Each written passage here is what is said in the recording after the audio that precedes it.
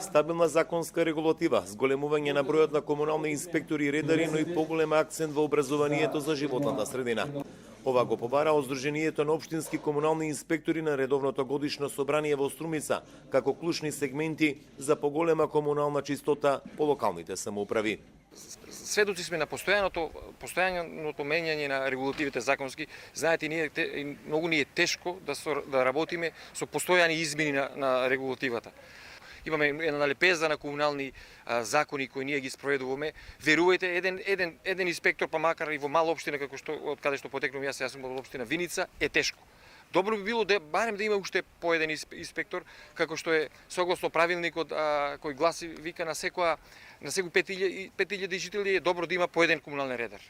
Според Ѓорѓе, воспитната компонента во образованието за чиста животна средина е она што недостасува во Македонија, бидејќи колку и да има инспектори, ако совеста кај народот е на ниско ниво, ќе биде залудно.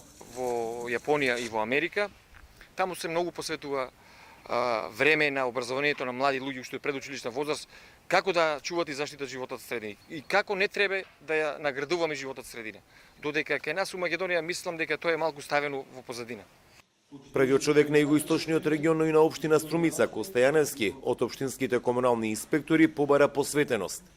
Ве замолувам, бидете посветени, одговорни, затоа што само со такво однесување сите заедно ќе го дадеме нашиот придонес во развојот на нашата заедница, особено во заштитата на животната средина, која што има непроценливо значење за нашето и здравјето на идните поколенија.